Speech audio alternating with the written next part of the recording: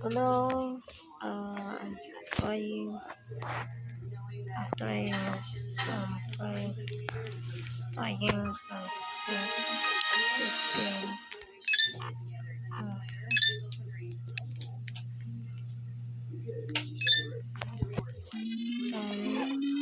Must be, but I cannot play this game before my accounts.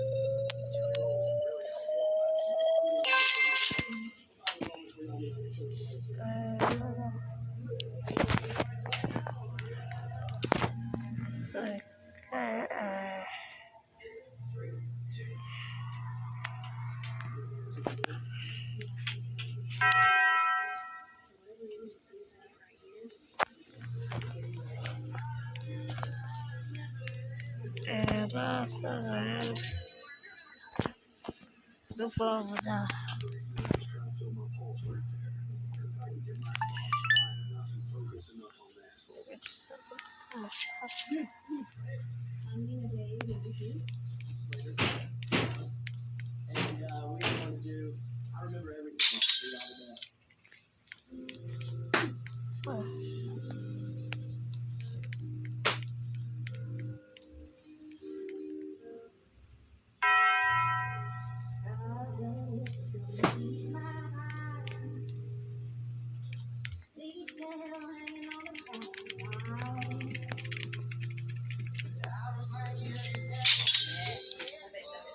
what the heck is this?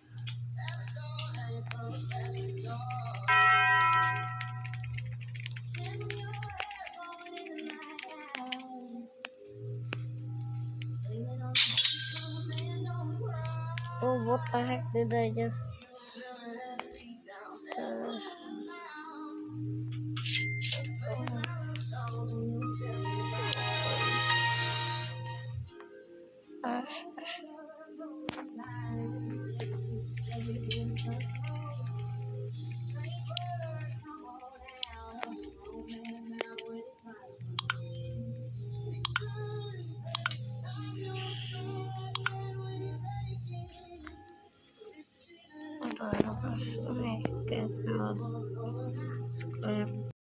Hello guys, and I'm gonna play another game, and I just did some other squid in log, which I haven't tried it.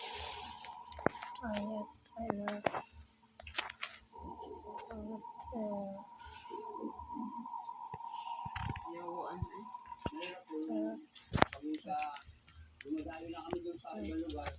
Gaya sa pier. Dahil sa wala nga rin yung taong sa pier. Dumadalo na kami doon. Doon ko mahirap. Pigil kami sa karton. Mga karton po yun. Kailangan yung pigil kami. Pag yung namatay po yun, yung makina. Pero pigil po yun na namatay din namin kaya yung pagpili kami makalabas. Kasi makakapimbar ko yun. Yun po ang dinayado.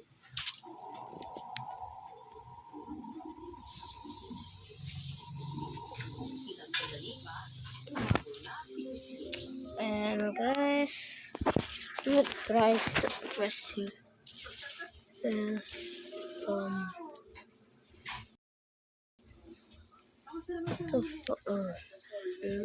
just the chat, but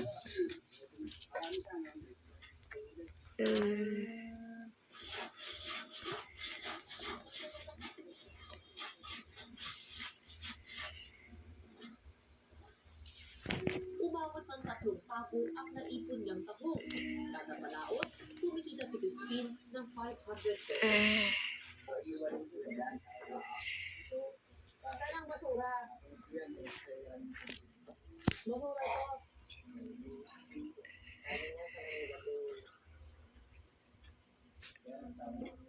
Pag maganda, magigita rin ng 700, 800, ilang araw po. Pag lumabas po kayo, ang kita po yung malabas. Pagka araw, minsan, isang linggo po, minsan 20, minsan isang linggo, pagkipating.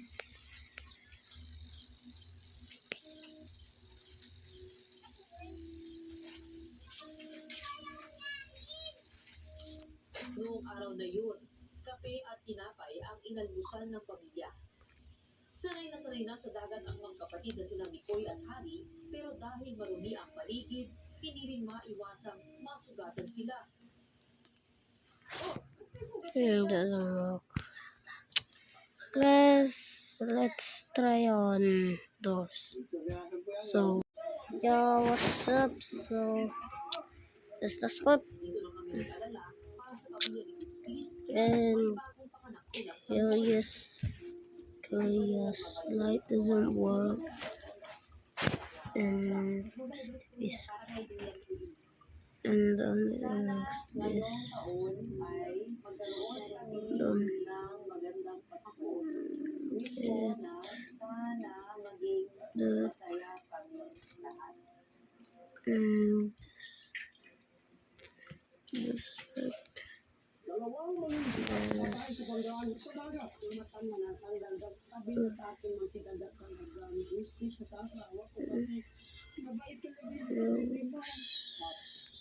sa video. Mabait kinilagkad na motosiklo. Ang dahilan, cellphone. Pagbaba ko po ngayon, pinaulot na po yun, alam po talaga patay na ako eh. Si Rafi Tulfo, ang kapatid mo. Wait.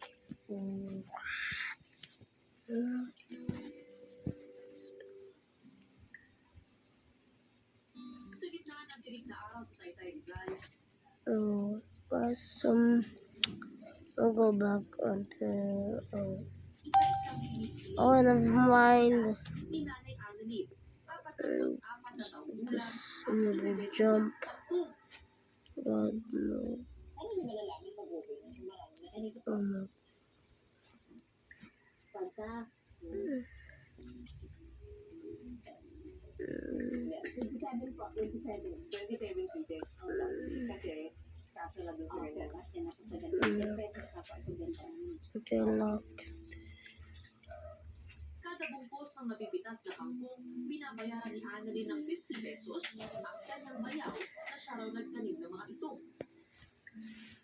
Dito sa kanilang bakuran, malapit lang doon sa kanilang tinitirahan. Sa ilalim ng tulay, makikita nyo itong malawak na kangkungan. Dito kumukuha ng hanap buhay si Nanay Annalyn, pati na rin ang kanyang mga kapitbahay.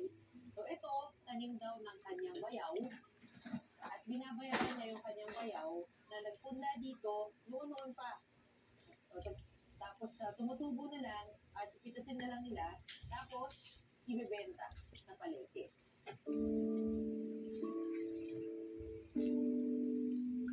Kada araw, kumikita ng 300 piso si Annalyn mula sa pagbebenta ng kangkong.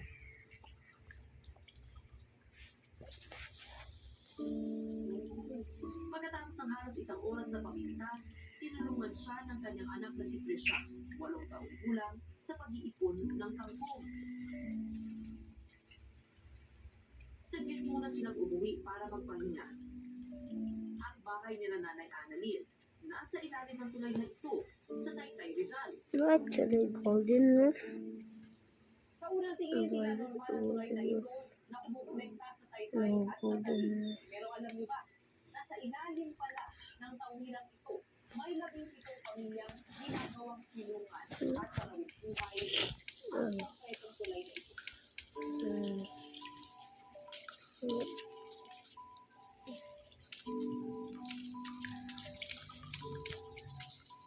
Pwede mo bang tumuloy? Yes. Tandaan po kayo mga madalas pa. No, golden roof. Buti nila, wala na yung matangkal ako. Oh, Hindi mo ulo. di natin Mawala mo naman. sa ulo. Mag-fever ka na unya. Pero, dili naman. Namo kay sipon. Gana na, no? Pero parang madulas pa rin eh. Buti pa yung mga bata. Ano po, tumatakbo po sila dyan. Talaga, wala pa. Talaga? Tinatakbo nila ito? Takbo lang po nila yan na. Parang natatakot akong kapasan ko yung sarili. Baka, hindi po kayo dito. Hindi naman. Mabigat ako eh. Mabigat ako sigurado ko kayo. Kaya din pa ako. 23 taon na silang nakatira sa ilalim ng Nang batang kapo. Wala po yung nag-asawa ako. Nay batang kapo. Dito na po ako nirahan. yung masala sa Mana na? pamilya niyo. Ay, wala. Kasi sa third. Okay. Agos ng kamote, yun po ang hanap buhay nila. Kaya, wala po yung sama ko, dito na rin po pamilya. Sila sa ilalim ng tulay. Pinalaki ni Nanay Annalyn ang kanilang panganak. Wala po. Wala kami tubig, wala kami kuryente, wala naman sa kami pagtutulungan. Matira sila sa ilalim ng tulay. Paano na nagbago sa inyo ito? Noong una po, sige, diyan na po kami sa ibabaw ng bato. Asawa ko na po kasi katulong pong gawa nito. Marami nila eh. Tapos sinagyan ng mga construction ng mga yan, mga ganun mga ako nila. Tapos alis na sila, may dito yung tayo nila doon. Kaya pinapunta po kami dito sa ilalim. Baga, ito yung ninyo, no? Ayan lang po muna yung tinitito ko sa lahat. Hindi ba yung nagmabibrate? Kung ano, Nagbabibrate ko lang para may ganyan po dito. Hindi kayo natatakot na bigla nilang bumagsak o Nandun din po yung takas namin. Kaya, talagang wala pong case ma'am. Wala mo kami, hindi mo namin dahil mga takan.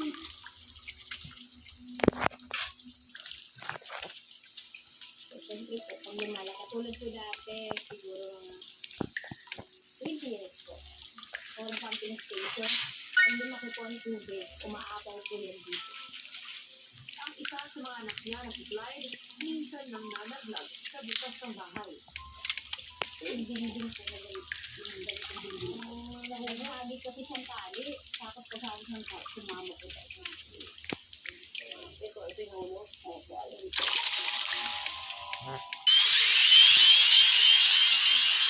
Ayun po yan. Tumama po. Itong kahit po yan dito. Aray! Dalawa po. Tapos ito natin yung hindi ko alam kung gagawin ko. Pero isa ko pong anak matapang. Isa ko anak ng babae. Matapang po siya. Tinampok po niya. Ayun, binalikan namin sa center. Pinahit po siya. Siguro, pinakatinghawa nila dito ay hindi sila iilan. So, what the fuck? Guys, just skip this file. Skip this and just Sa it. pag-aaral ng United Nations, And sinabi ang mas this ng 7 bilyon ang bilang and the ng figures informal of sector mobile sa phones. Pilipinas. Oh, Marami sa kanila, nakatira sa so I just ended and I'm going to another game and I'm ending it here, or you can just ask me to make more. So bye.